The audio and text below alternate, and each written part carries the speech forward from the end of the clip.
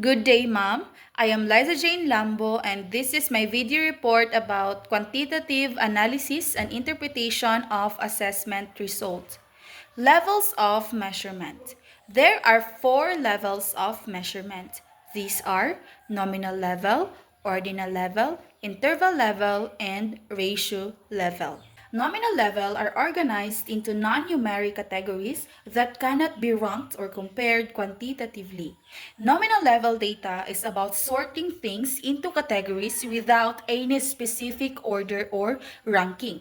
These categories are unique and don't overlap. For example, you can group shoes by type, sports, casual, others, or color, black, brown, red, yellow, pink, others. There's no better or worse in these categories. They're just different. This kind of data is descriptive and often uses labels or names like favorite food, colors, or yes or no answers.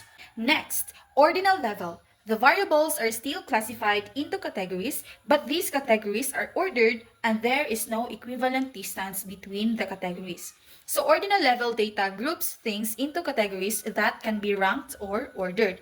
But the differences between the ranks are not equal or measurable. For example, social class. Ang social class has a clear order. Upper class is above middle class. Middle class is above lower class. But the exact gap between them is not consistent. Like nominal data, ang ordinal data can't be used for calculations. It's about ranking, not measuring exact differences. The third one is interval level. The variables are still classified into ordered categories, but there is an equivalent distance between these categories. So interval level data involves categories that are ordered, and the differences between them are consistent and measurable. However, it doesn't have a true 0 point. So, you can't multiply or divide the values. For example, shoe sizes. The difference between size 3 and 4 is the same as the difference between size 7 and 8. But size 0 doesn't mean there's no shoe. It's just a point on the scale. You can add or subtract values, but you can't say size 6 is twice the size of size 3. The fourth one, the last one, is ang ratio level. The ratio level variables have all the characteristics of nominal, ordinal, and interval variables, but also have a meaningful 0 point. Ratio level data has all the features of the other levels, sa nominal, ordinal, and interval, but also has a true 0 point, meaning 0 means nothing. It allows for all types of calculations: addition, subtraction, multiplication, and division. For example, weight is ratio data. A person with 0 weight has no weight. And you can say a person weighing 60 kilograms is twice as heavy as someone weighing 30 kilograms. So ratio data doesn't have negative values. Measures of central tendency. Measures of central tendency is a summary statistic that represents the center point or typical value of a data set. Measures of central tendency are numbers that show the middle or most typical value in a set of data. They help us understand where most of the data is grouped.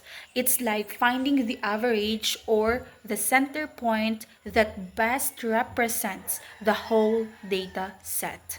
In statistics, the 3 most common measures of central tendency are the mean, median, and mode. Mean, often called the average of a numerical set of data, is simply the sum of the data values divided by the number of values. So in order to calculate the mean, you need to add all the numbers and then divide by how many numbers there are. Mean. Mean is equal to the sum of the values divided by the number of values. Problem. The following numbers represent the number of hours Stephen has worked on this website of each of the past 7 months. So, mao ni ang mga number of hours nga gitrabaho ni Stephen. 24, 25, 31, 50, 53, 66, and 78. So step 1, add the numbers to determine the total number of hours he worked. So we add ni mga number of hours para ma-determine rather ang total number of hours nga gitrabaho ni Stephen. So 24 plus 25 plus 31 plus 50 plus 53 plus 66 plus 78 is equal to 329. So ang sum of the values is 329 divided by step 2. Divide the total number by the number of months. So, di ba 7 months? So, ang total number or ang total is 329. So, ang 329, i-divide daw siya by the number of months, which is 7 months. So, 329 divided by 7 is equal to 47. So, kaning total, the number of values is 7 siya. So, 329 divided by 7 is equal to 47. So, that's the mean. Ang mean is 47. Median is the number that falls in the middle position once the data has been organized. So in order to calculate the median, you need to arrange the numbers in order. So from smallest to largest and vice versa. And then the middle one is the median. Median problem. Find the median of the following data. 12, 2, 16, 8, 14, 10, and 6. So step 1, organize the data or arrange the numbers from smallest to largest. So we arrange ang numbers from smallest to largest. So kani siya, i-arrange ni siya ang mga numbers. So, 2, 6, 8, 10, 12, 14, 16. So, arranged na siya. Step 2. Since the number of data values is odd, the median will be found in the n plus 1 divided by 2 position. So, n is, nag-represent na siya sa odd number. So, n is an odd number. So, n plus 1 divided by 2 is equal to 7, okay? 1, 2, 3, 4, 5, 6, 7 siya ka number. So, ang 7 is an odd number. So, 7 plus 1 divided by 2. So, 7 plus 1, 8. Divided by 2 is equal to 4. Step 3. In this case, the median is the value that is found in the 4th position of the organized data. So, ang median daw is makita siya ay 4 man, 8 divided by 2. Kasi step 2 is 8 divided by 2 is equal to 4. Pag step 3, ang median is makita siya sa ikaupat nga portion sa organized data. Di ba ang organized data is kani? So, ikaupat nga portion, 1, 2, 3, 4. So, 10 is the median. Mode. The mode of a set of data is simply the value that appears most frequently in the set. So, ang mode mo na ang number that appears the most. Problem. Find the mode of the following data. 76, 81, 79, 80, 78, 83, 77, 79, 82, and 75. Again, mode is the number that appears the most. Since 79 appears with the greatest frequency, it is the mode of the data values, ang 79. To calculate the mean of grouped data, the first step is to determine the midpoint of each interval or class. These midpoints must then be multiplied by the frequencies of the corresponding classes. Then the sum of the products divided by the total number of values will be the value of the mean. We know basically that mean is equal to the sum of the values divided by the number of values. But for a group of a frequency table, mean is equal to the sum of the product of the frequency values times midpoint divided by the sum of the frequency values. So this is the formula that we need to use in order to calculate the mean. Now, we have an example here. Alex timed 21 people in the sprint race to the nearest second. He then makes a grouped frequency table. So, mao ni siya. So, in order to calculate the mean, number 1, find the midpoint first. So, to calculate the midpoint or para maibawan mo kung unsa ang midpoint, we will use this. So, midpoint is going to be the sum of the lower boundary plus upper boundary divided by 2. So, mo na siya lower boundary, mo na siya upper boundary. So, i-add ni mo ni siya, then i-divide ni mo by 2. So, that's how to get the midpoint. So, 51 plus 55 divided by 2 is equal to 53, and so on. Basta i-add lang ni siya, and then i-divide po 2.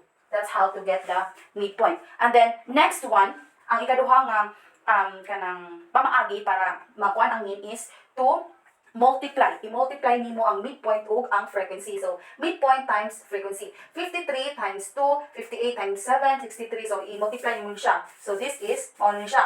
Ano siya ang product. So, 53 times 2 is equal to 106. 58 times 7 is equal to 406 and so on. So, ang sunod is, you add. I-add ning mga products. Add these products. So, the total ani is 1,288.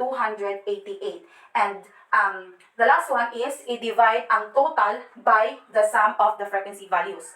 So, ang sum mo ni siya yung mga frequency values. So, i-add mo ni siya, ang total is i-divide sa total aning midpoint times frequency nga product, di ba? Mga products mo ni siya, din i-add mo ni siya ang total. So, mean is equal to the sum of the product of the frequency values times midpoint. So, mo ni siya. It divided by the sum of the frequency values, 21. So, mean is 61.33. Median for grouped data formula, where L is the lower class boundary of the group containing the median. N is the total number of the values. B is the cumulative frequency of the groups before the median group. G is the frequency of the median group, and W is the group width. Now, in order to calculate the median, we will add another column, which is ang cumulative frequency. So, we will start with this number, 2. So, 2 plus 7 is equal to 9.